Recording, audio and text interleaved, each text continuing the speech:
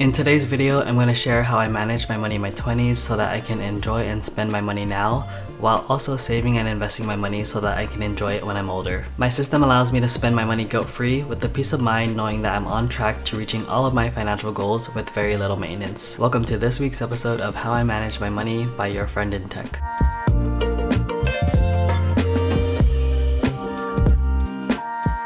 Hey everyone, I'm John, your friend in tech. I work a 9 to 5 as a software engineer at a large tech company, and I also have a passion for creating content and sharing what I learned with others online. I'm actually really excited to make this video because I think learning more about personal finance is a huge part of living a happy and satisfied life. To give some background on my personal finance journey, I graduated college with a couple $1,000s in my bank account from working part-time jobs and summer internships. I had $0 in investments because I had absolutely no idea what investing was or even how to start. And I also accumulated over $100,000 in student loan debt for my 2 degrees in computer science. All in all, I was definitely not a financially savvy person. It wasn't until I stumbled upon a YouTube video by Matt D'Avella that I really felt inspired to take control of my finances. In his video, Matt talks to Ramit Sethi, the author of New York Times bestseller I Will Teach You to Be Rich. They talk about defining the life that you want to live and then figuring out your finances on how to make it a reality. They talk about spending more money on things you care about and cutting spending on things you don't care about. And a lot of this just really resonated with me. This one video was the spark I needed to get excited about personal finance, and Ramit's book was a step-by-step guide on how to get started. I highly recommend both, and I'll leave links in the description below if you're interested in checking it out. The way I manage my money is heavily influenced by what I learned from people like Matt and Ramit who have achieved or are working towards the same financial goals that I have. Thanks to them and many others, I'm now a debt-free millennial. I have multiple sources of income, and I also save and invest more than I spend so that I can build wealth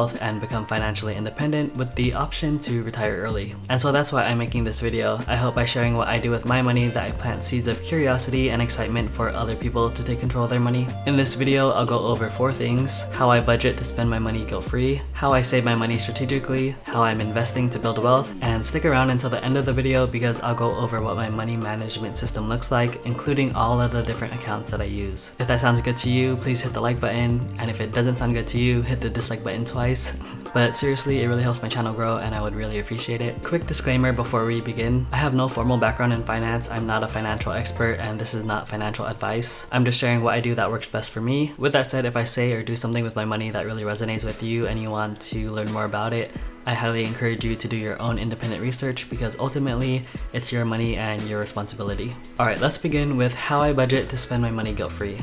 This is the high-level overview of what my money system looks like. Every time I get paid, some of my money goes into my investment accounts, some goes into my spending accounts, and then some goes into my savings accounts. So traditional budgeting is when you set specific dollar amounts for different spending categories. So maybe a budget allows for spending $20 on coffee a month, $100 on clothes a month, and then $200 on eating out, and then so on and so on. I think this method of budgeting doesn't really work with me because I found it very tedious and very annoying and limiting, and so I didn't really end up following any budget that I've set. The way I budget now is that I have a separate bank account where I set aside money every time I get paid, and anything in that bank account I can spend on whatever I want guilt-free without having to plan for it. So to visualize this, my spending is actually split into 2 categories: things I need to live, like my rent, my utilities, my groceries, and then the rest is literally everything else. So I always make sure I have enough money to satisfy my needs, and then everything else that doesn't get invested or saved, I put into this guilt-free spending bucket. So I call it my fun money. I use it to buy clothes, I use it to get food delivered, I use it to buy $5 coffee even though I have coffee at home. With that said, it's still very important for me to be conscious and intentional with how I spend my money. So I'm not going to spend $5 a day on coffee just because I can. I'm super fine with the coffee that I have at home, but if I'm already out or meeting with friends, then I'm not going to trip over spending $5 on coffee, and that's kind of the point of this style of budgeting. This is my take on reverse budgeting. And reverse budgeting is when you define your investing and saving goals first, and then you can spend the rest of your money however you want. I like that when I get a paycheck, I no longer have to think about how much of it I need to save because I've already done all that work up front. I know that if there's any money in this fun bank account, that I can spend it on whatever I want. And the best part is that I know my savings and investing goals are still going to be met regardless of how I spend this money. So it sounds really easy and simple, but it's actually a side effect of doing all of the upfront work of defining what your savings goals are and defining what your investment goals are, and then whatever's left over, that's the money that you can spend guilt-free. For me, I used to track track my expenses every month, so I have a lot of data on what I spent my money on. I've also done a lot of reflection on whether or not I regret my purchases, like if I could have spent my money better. And I've also done a lot of thinking about like how can I spend my money to make my life better, to really improve the quality of my life and do the things that I enjoy. It took me a long time to figure all of this out, but it's definitely worth it, and I highly recommend this approach. This method works out really well for me because I keep my expenses low anyways. When it comes to material things, I'm kind of on the minimalist side. I usually only buy things that I need that serve a purpose. I don't buy clothes very often because I pretty much just wear basics, and basics are timeless, and so a lot of my clothes are years old, but they still look pretty good. At least I think so. For the things that I do want to spend my money on, I actually save up for it, and I'll go over that in my next section, my strategies for saving money. When it comes to saving money, I'm a huge fan of having an emergency fund and having multiple sinking funds. An emergency fund is money set aside for emergencies or otherwise unknown expenses. I currently have a 10-month emergency fund, and basically what that means is that if I were to stop getting income for any other reason, I could live off of my money in my emergency fund for 10 months. It's not just for living expenses, it can be for any surprise expense really. So this is a lot of money, and it didn't happen overnight. I've actually been saving money into this fund for many years, and I'm actually still adding to it. My goal is that by the end of the year, I'll have a 12-month emergency fund so that I'll be good for a year if anything happens. I've gone back and forth on how much money I should save in my emergency fund because a lot of people say 3 to 6 months is good. If invested, this money would definitely help me grow my wealth faster, but I remind myself that the goal for this money is for emergencies only, so the peace of mind that comes with having the safety net is worth so much more than the opportunity cost, because otherwise, let's say an emergency does happen, I would rather have all this money set aside for an emergency versus if I have an emergency and I don't have enough money, I would just be so much more stressed. And then next up, I want to talk about sinking funds, which is how I save up and plan for known expenses. So sinking funds are basically a fancy term for setting aside money for a specific use case. As an example, I pay my car insurance twice a year. It's about $200 every 6 months. And so every month I set aside $35 into this sinking fund, so when it comes time to pay, I know I'll have the money for it. You can use sinking funds for any known expense. I have a sinking fund for going on vacation, for upgrading my camera, for gift giving because, you know, Christmas is the same time every year. I also have a sinking fund for charity and for car repairs and maintenance. And looking back at the diagram, the more sinking funds I have, the less money I have for my guilt-free spending. And this makes a lot of sense, and it's kind of by design. I'm just choosing where I'm going to be spending my money a little bit in advance. So far, we talked about how I budget my money for guilt-free spending, and I've talked about my strategies for saving money. So the next part of this equation is investing. So in this section, I'm going to talk about how I'm investing to build wealth.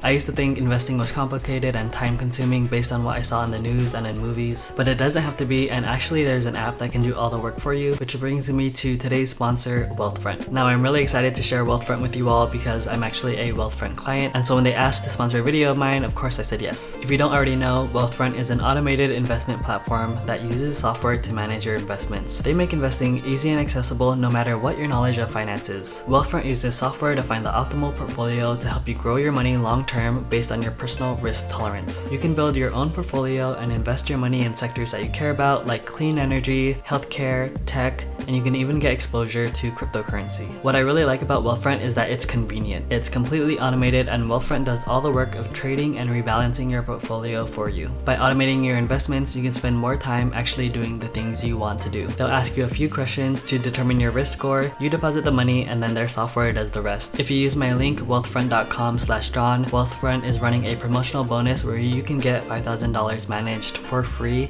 for life. So if you're interested in checking out Wealthfront, I will have links and more information in the description below. Again, a huge thank you to Wealthfront for sponsoring this video. Okay, when it comes to investing my money in the stock market, there are a couple of rules that I live by to ensure I'm building wealth. Here are 3 of them. Number 1, I invest early and often. I don't try to time the market at all. Every time I get paid, I invest a portion of that money into the stock market, regardless of whether the price is up or down. I don't know what the stock market will do in the near future, so my strategy is to buy in consistently. This means I'm gonna buy when the stock price is high, and I'm gonna buy when the stock price is low. So the stock market goes up and down, but generally it trends upward rewards over a long period of time. And that's why people usually say time in the market is better than timing the market. Number 2 is I don't invest money that I'm going to need in the next 5 years. This way, if the market goes down and stays down, it really doesn't have any effect on me whatsoever because I know I don't need the money and I can wait for the market to go back up. Number 3, I invest the majority of my money into globally diversified, low-cost index funds. So investing money inherently comes with some kind of risk. So as an investor, you need to think about your risk tolerance, your asset allocation, and the timeline for what your investments will be. For me, I'm young and so I have a lot of time for my money to compound and grow. I'm also a high earner and so I have a lot of my income that I can invest into the stock market. And so I actually don't need to take on that much risk to build my wealth. What this means is that I can meet my financial goals with the 10% average returns that this total stock market can provide over a long period of time. And this is kind of the boglehead philosophy that I'm following. Basically buy low-cost index funds and hold for multiple decades. Compare this to someone who invests their life savings into crypto. This is obviously such a huge risk and huge reward situation. Some of these people became multimillionaires overnight and some of these people are left with nothing. So that's a risk I'm not willing to take, and more importantly, it's a risk that I don't have to take. So why would I invest my life savings into crypto if I don't need to? With that said, I do own a little bit of crypto, and the important part is that I'm not relying on this crypto to build my wealth because it's a highly risky and highly speculative asset. If it goes to the moon, that's great and I'd be super happy about that. But if it goes down to zero, I'd still be fine because I understood the risk and reward trade-offs and I only invested what I'm willing to lose. Okay, now onto the fun part, which is how cash flows through my money management system. Picture my money system as a box. Income goes in and expenses go out. My investments are working inside my system to grow my wealth, and my savings provide a safety net that allows me to save up for things that I want to purchase. At the heart of my system is my checking account, and it's connected to all of my accounts. So as I mentioned earlier, I have multiple sources of income, which is colored in green. My main income is my job as a software engineer, but I also am working up on building my other income streams for more flexibility and more stability. So in my 9-to-5 job, I get paid directly in my company's stock, and that goes directly into my brokerage, which is a taxable investment account. So the 401k is an employer-sponsored retirement account, and it's commonly referred to as a retirement account, but I like to call it a tax-advantaged account because you can actually withdraw some of the money tax and penalty free before you even retire. And I think a lot of people get hung up on the word retire and choose not to save in it, but it's definitely something you should consider. If you're going to be investing anyways, you might as well use your tax-advantaged account first. I like contributing to my 401k because my company offers a generous match, and so for every dollar I put in, my company puts in money for me as well, and so that's an instant return on my investment. I also directly contribute to my health savings account, or HSA, from my paycheck. HSAs are triple tax advantaged, meaning you can contribute pre-tax dollars, the money grows tax-free, and you can withdraw the money tax-free for qualified medical expenses. My plan is to invest all the money that's in my HSA. I'm going to pay for all my medical expenses out of pocket, and then when I'm older, after my money has grown and compounded, then I'm going to withdraw that money tax-free. The next place my paycheck goes is directly into my emergency fund. As I mentioned earlier, I'm working on building up a 12-month emergency fund, and once that's full by the end of the year, then I'm going to put the rest of my money into the next place my money goes to, which is directly into my checking account. So as you can see, pretty much all my other accounts are connected to my checking account. It's basically the main hub that all my accounts go through. So the Roth IRA is another tax advantaged account. I contribute to it directly from my checkings, so it's post-tax money. And as a high earner, I'm over the contribution limits for directly contributing to a Roth IRA, so I have to do the backdoor Roth IRA method, which includes going through the traditional IRA first. So you can contribute a max of $6,000 a year into this Roth IRA, and I max it out every year in the beginning of the year because, like I said earlier, time in the market is better than timing the market. So by investing it earlier in the year, it has more time to compound and grow. So I do this one manually because I can't really automate it because of the backdoor Roth method, but it's just a one-time contribution per year, so it's not that much of a hassle at all. So tax advantage accounts have contribution limits, so you're limited in how much money you can contribute per year. So in addition to maxing out my tax advantage accounts, I also invest my money in taxable accounts. So the majority of my investments are in low-cost index funds with the goal of building wealth, but I also own some individual stocks and cryptocurrency, which again are riskier assets, but again, I'm speculating on it and it's mostly a learning experience, to be honest. So my checking account has all of the magic and logic for saving my money into my sinking funds. Once I get paid and the money is deposited into my checking account, then the money is automatically distributed to all of my sinking funds.